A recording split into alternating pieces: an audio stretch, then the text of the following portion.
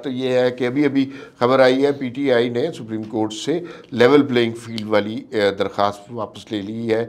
इसके पीछे क्या अज़ाइम थे, दरख्वास्त पेशी क्यों की थी, अगर वापस लेनी थी, वसीम भाई साहब से ये जानेंगे। दूसरी बात ये है, बल्ले का जो निशान था वो अब पीटीआई के पास नहीं रहा। उस हवाले से सुप्रीम कोर्ट पर और मौजूद चीफ जस्टिस साहब के हवाले से सोशल मीडिया पर बहुत तनकीद हो रही है। उसको जांचेंगे, देखेंगे कि दोनों साइडों का ओपिनियन जानने की कोशिश करेंगे। पाकिस्तान मुस्लिम लीग आज से अपनी कैंपेन का आगाज़ कर रही है और ओकाड़ा में पहला जलसा हो रहा है मरीम नवाज़ का। उसके बाद इलेक्शन की गहमा गहमी हमें नज़र आएगी। वो जो कह रहे थे कि पता नहीं चल रहा कि इलेक्शन कैसा हो रहा है और इलेक्शन की जो फेस्टिविटी है वो नहीं नज़र आ रही, तो वो फेस्टिविटी आज से नज़र आना शुरू होगी। क्या इलेक्शन में वो सेंस ऑफ कंपटीशन बरकरार है या नहीं, इस पर भी बात करेंगे।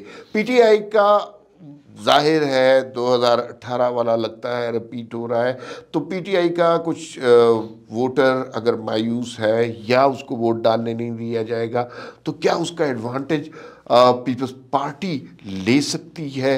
बिलावल भुट्टो के अज़ाइम क्या है, उनके अज़ाइम के हवाले से भी बात होगी।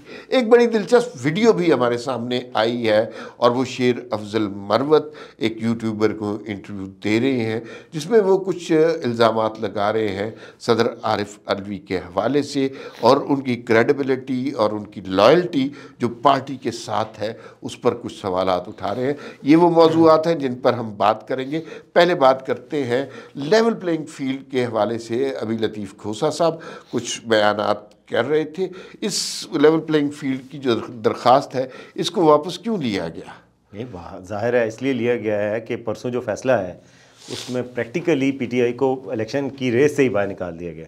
आज जनाब पीटीआई ने हाथ जोड़ लिए कि बस हमें और इंसाफ नहीं चाहिए, हमें लेवल प्लेइंग फील्ड नहीं चाहिए, हमें दरख्वास्त ही वापस दे दें। क्योंकि जो पहले उनको लेवल प्लेइंग फील्ड मिली है परसों, उससे वो बहुत ही ज़्यादा मतलब मायूस हुए हैं, ज़ाहिर है। और मैं समझता हूँ कि ये उनकी मायूसी हक बचा है।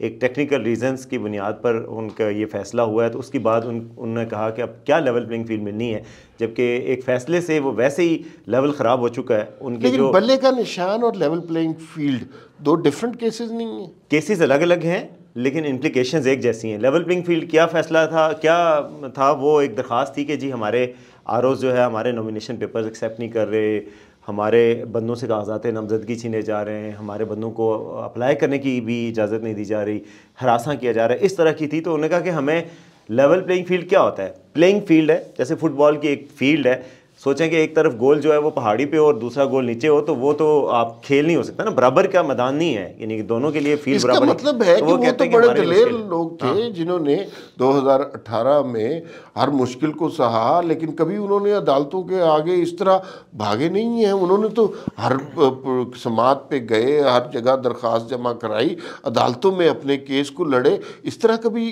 और उनके खिलाफ कितने गलत केसेस का फैसला आया और कितने गलत फैसले आए, साकिब निसार क्या कुछ करते रहे, कभी इस तरह अदालतों से वो पिटीशनें लेके तो नहीं भागे। लेकिन उनको कभी जो उस वक्त के जजेस थे ना, उन्होंने कभी हाई मॉरल ग्राउंड ली नहीं।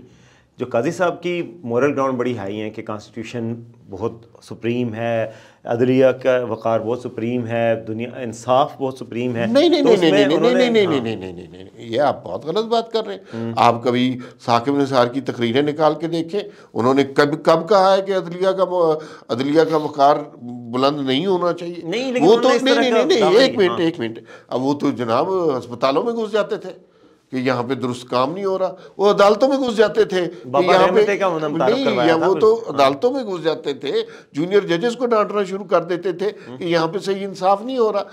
तो भाई ये जो आप क्लीशे किस्म के अल्फाज कह रहे हैं कि ये अदालत का वकार, इंसाफ का अलम सर बुलंद होना चाहिए, ये तो साकिब निसार ने भी सारे नहीं, उन्होंने उनके हवाले से किसी को शक नहीं था, इनके हवाले से बहुत सारे लोगों को उम्मीदें थी।